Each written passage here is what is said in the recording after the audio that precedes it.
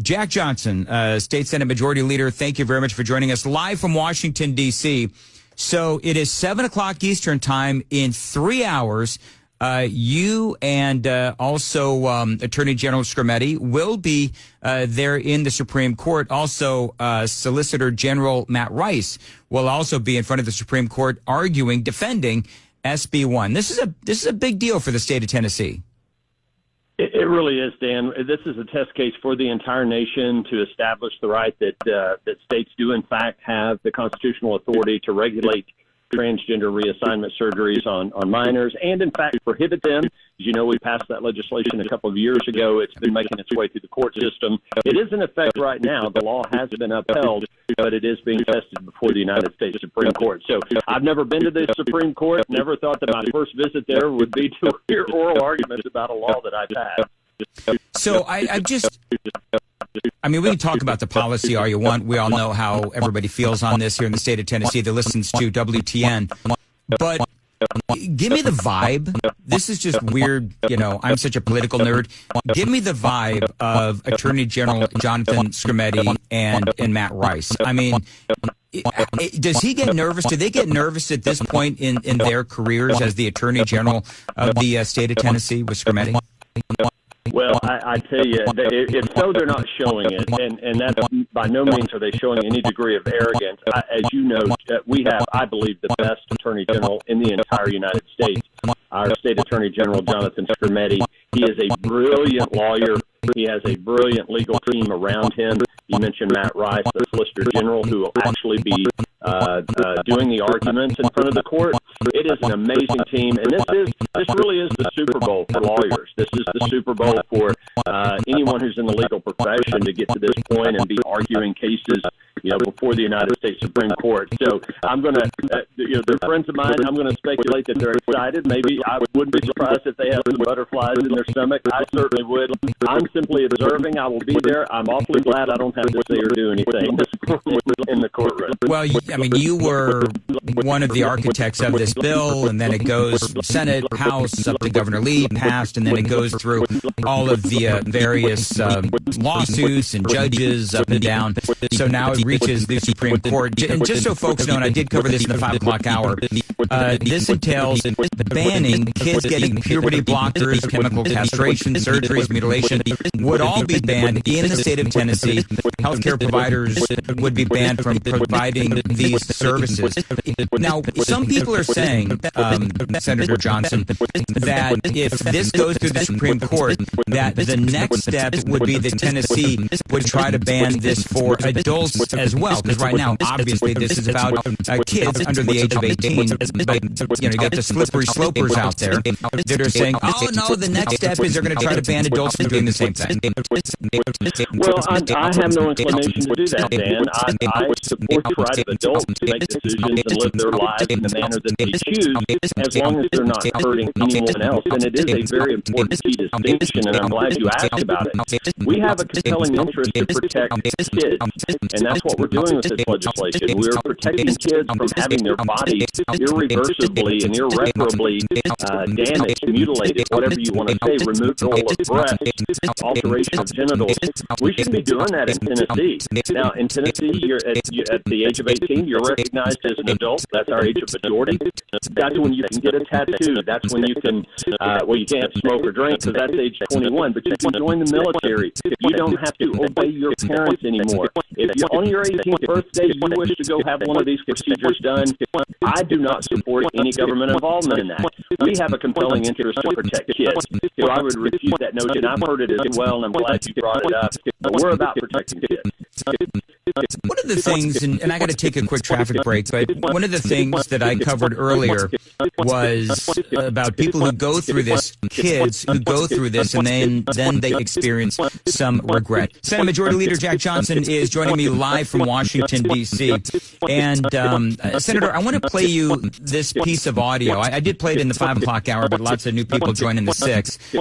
This is one of many people who have shared their stories of having these kinds of surgeries or procedures and then they express some regret. I decided that I didn't want to be a woman before I had ever even experienced being a woman. I had no idea what being a woman was like because I was a child, and now I feel like I will never entirely know.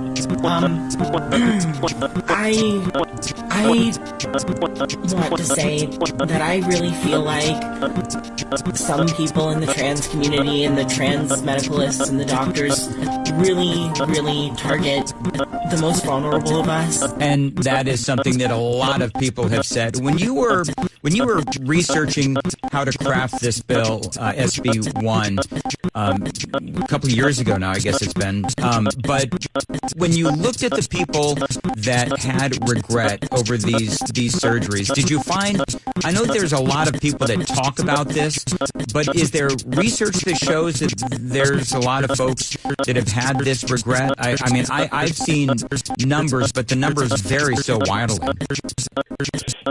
You're exactly right, Dan, and certainly we have numerous examples, anecdotally, of people who have had surgeries performed and tremendously regretted it because these medications, these surgeries, they can inhibit your ability to bear children. Imagine making a decision when you're 16 or 17 and then you get to be 25 and you realize you made a horrible mistake and you want to get married, you want to have a family, and these procedures or these medications rendered you infertile.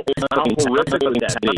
The problem about getting actual data about this is much of it is HIPAA protected, and so we respect that. So it is very difficult to get substantial data that you can trust on this. But I have seen enough anecdotal evidence, and there have been enough people who've gone through this who have come forward and met with us. We had people that testified when we were passing this legislation. I'm convinced we don't need to be doing this. The harm is far greater than any potential benefit. We need to pause this for kids and let them become an adult, and then they can make a decision at that time. It does seem like, okay, so if you feel so strongly about this and you're 15, well, then just wait 3 years. And that's all they need to do. And what you're trying to do, whether or not you talk about anecdotal evidence, we could talk about, and I went through a whole thing about where the medical and the science community, they're all for these kinds of procedures and these kinds of surgeries on kids. So to me, even the research, I'm air quoting that, the research that is out there is biased and skewed. So you really, you don't know what the numbers are, and also these surgeries haven't been going on for, a great length of time, so there's that aspect of it as well. But one of the questions that I would say is, what was it about this case coming out of Tennessee that made it sort of rise to the top? There's, 20, 22, 23, 25 other states that have had their own variation of these laws. What made ours sort of stand up above the rest? Great question. And when you're passing legislation like this is something that a lot of folks don't understand. I'm grateful for the opportunity to discuss it, because when you're dealing with a subject matter like this that you know is going to be controversial, I don't know why it's controversial, but it's going to be, and there's a good chance you're going to face litigation. And the way you craft these types of bills and the way they're drafted and the way they're presented is very important, because the courts look at that. And a good example is in 2021, Arkansas passed a version of this bill. It was immediately enjoined and deemed to be unconstitutional. We knew that. So when we're crafting our bill in 2022, we had to look at what the court said, and we had to craft it. We had to work with the Attorney General's office and our legal team to make sure that we were crafting a bill that would withstand judicial scrutiny. And thus far, it has done so. It's been affirmed through the Sixth Circuit Court of Appeals, and that's going to be the conversation this morning here in just a couple of hours before the United States Supreme Court. So how you draft these bills is very important, because the claim from the plaintiffs is that we are discriminating. We are not. We're not discriminating against anyone. We're not targeting any particular group or class. We're saying that kids should not be subjected to these types of medical procedures. And how you word it and how you craft that bill is extremely important. Discriminating. That's interesting. I don't know why they would feel like that's their basis of argument is discrimination, because you're just saying anybody under 18 can't do this. And so we'll have to see what happens. I'm sure that you are, I'm certainly no legal clearly. You have to be you have to be optimistic because of the makeup of the Supreme Court right now. Well, and I'll tell you what, where we do draw some optimism is the incredible opinion that was issued by the Sixth Circuit Court of Appeals, written by Judge Sutton, Jeffrey Sutton. I've read it, and I'm not a lawyer or constitutional scholar, but many of my legal friends have, and they say it is an incredibly well-written opinion. We've also had dozens of amicus briefs that have been filed in support of our legislation from other states who have passed similar laws.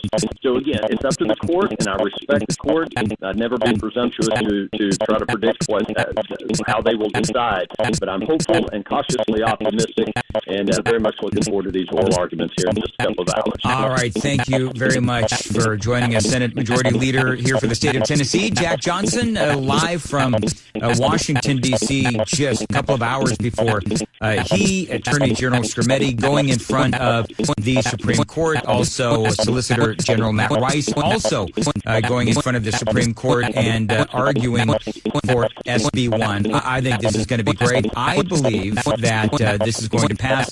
I pray that this will pass to protect our children.